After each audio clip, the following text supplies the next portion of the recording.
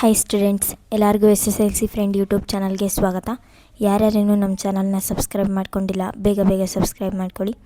ನಾವು ನಮ್ಮ ಚಾನಲಲ್ಲಿ ಎಲ್ಲ ರೀತಿ 6th standard, 7th standard, 8th standard, 9th standard, 10th board ಎಕ್ಸಾಮ್ಗೆ ಬರುವಂಥ ಎಲ್ಲ ಪ್ರಶ್ನೆಗಳು, ಇಂಪಾರ್ಟೆಂಟ್ ಕ್ವಶನ್ಸು, ಕನ್ಫರ್ಮ್ ಕ್ವಶನ್ಸು, ಹಾಗೆ repeated questions, yearly repeated questions, so ಈ ರೀತಿ ಎಲ್ಲ ಕ್ವಶನ್ಸನ್ನು ವೀಡಿಯೋಸ್ ಆಗಿ ಬಿಡ್ತಾ ಇರ್ತೀವಿ. ಹಾಗೆ PDF ಆಗಿರ್ಬೋದು, ಲಿಂಕ್ ಆಗಿರ್ಬೋದು, ಎಲ್ಲನೂ ನಮ್ಮ ಕಡೆಯಿಂದ ಅವೈಲೇಬಲ್ ಇರುತ್ತೆ ನಿಮಗೆ. ಸೊ ನೀವು ನಮ್ಮ ಚಾನಲನ್ನು ಸಬ್ಸ್ಕ್ರೈಬ್ ಮಾಡೋದ್ರಿಂದ ನಿಮಗೆ ನಮ್ಮ ಒಂದು ವೀಡಿಯೋಸ್ ಬೇಗನೆ ಸಿಕ್ಬಿಡುತ್ತೆ. ಹಾಗೆ ಹೊಸ ವೀಡಿಯೋಸ್ ಬಿಟ್ಟ ತಕ್ಷಣ ನೋಟಿಫಿಕೇಷನ್ ಸಹ ಬರುತ್ತೆ. ಅದಕ್ಕೆ ನೀವು ನಮ್ಮ ಚಾನಲನ್ನು ಸಬ್ಸ್ಕ್ರೈಬ್ ಮಾಡ್ಕೊಳ್ಳಿ. ಹಾಗೆ ಈ ಒಂದು ವಿಡಿಯೋನ ಪೂರ್ತಿಯಾಗಿ ನೋಡಿ. ನಾನಿದರಲ್ಲಿ ನಿಮಗೆ ಇವತ್ತು ನಡೆದಂಥ ಪರೀಕ್ಷೆಯ ಕೀ ಆನ್ಸರ್ಸ್ನ ಕೊಡ್ತಾಯಿದ್ದೀನಿ. ಸೊ ಯಾರ್ಯಾರು ಎಷ್ಟೆಷ್ಟು ಮಾರ್ಕ್ಸ್ ತೆಗೆದ್ರಿ ಅನ್ನೋದನ್ನು ಕಮೆಂಟಲ್ಲಿ ತಿಳಿಸಿ. ನೋಡಿ, ಇವತ್ತು 3rd ಲ್ಯಾಂಗ್ವೇಜ್ ನಿಮ್ಮ ಪರೀಕ್ಷೆ ಇತ್ತು.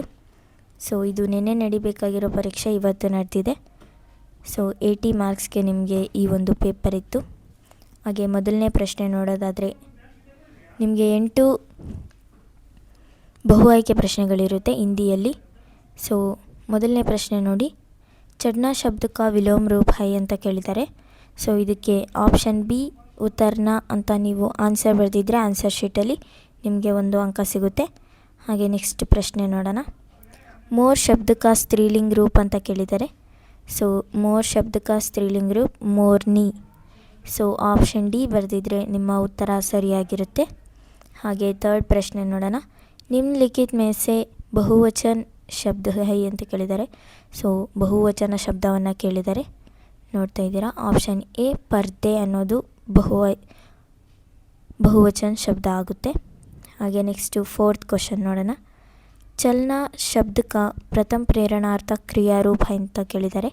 ಸೊ ಆಪ್ಷನ್ ಸಿ ಚಲಾನ is the right answer.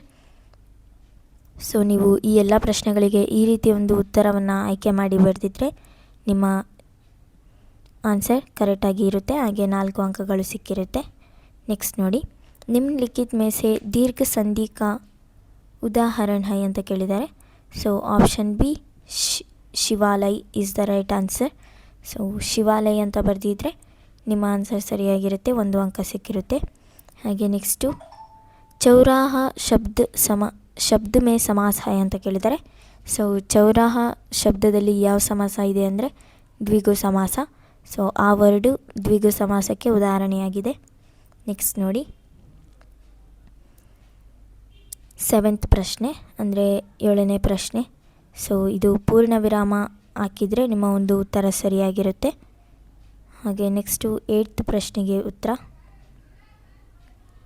Option C ಕಾ ಅನ್ನೋದು ಈ ಒಂದು ಸೆಂಟೆನ್ಸಲ್ಲಿ ಬರೆದಿದ್ರೆ ನಿಮ್ಮ ಉತ್ತರ ಸರಿಯಾಗಿರುತ್ತೆ. ನಿಮಗೆ ಇವಾಗ ಏನೇನು ನೋಡಿದ್ರೆ ಆನ್ಸರ್ಸ್ನ ಇದನ್ನು ಬರೆದ್ರೆ ನಿಮಗೆ ಟೋಟಲ್ 8 ಮಾರ್ಕ್ಸ್ ಕೌಂಟ್ ಆಗಿರುತ್ತೆ.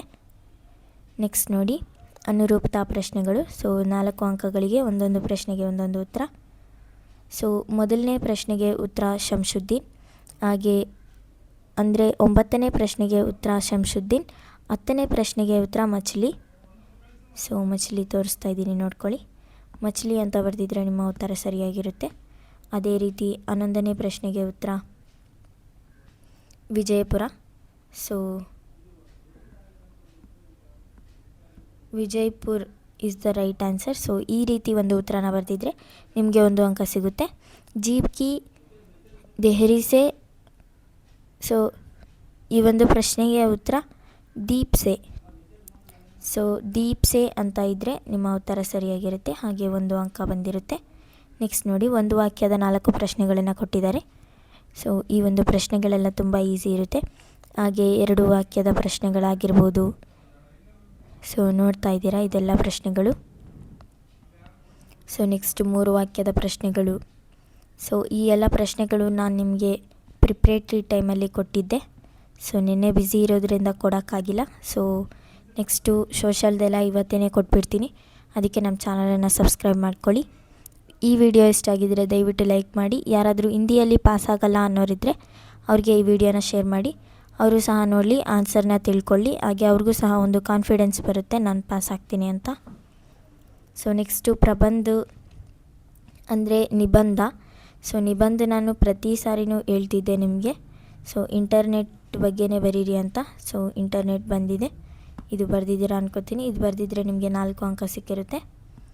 ನೆಕ್ಸ್ಟ್ ನೋಡಿ, ಹಾಗೆ ನಿಮ್ಮ ಒಂದು ಮನೆಯಲ್ಲಿ ಅಥವಾ ನಿಮಗೆ ಗೊತ್ತಿರೋ ಚಿಕ್ಕ ಮಕ್ಕಳು ಅಂದರೆ 6th standard, 7th standard, 8th standard, 9th standard ಯಾರಾದರೂ ಓದ್ತಾ ಇದ್ದರೆ ಅವ್ರಿಗೂ ಸಹ ನಮ್ಮ ಚಾನಲ್ನ ಸಜೆಸ್ಟ್ ಮಾಡಿ. ಯಾಕಂದರೆ ನಾವು ಇವಾಗಿಂದನೇ ಎಲ್ಲ ಕ್ಲಾಸ್ದು ವೀಡಿಯೋಸ್ನ ಬಿಡ್ತಾಯಿದ್ದೀವಿ. ಇಂಪಾರ್ಟೆಂಟ್ ಕ್ವಶನ್ ಆಗಿರ್ಬೋದು, ಕನ್ಫರ್ಮ್ ಕ್ವಶನ್ ಆಗಿರ್ಬೋದು.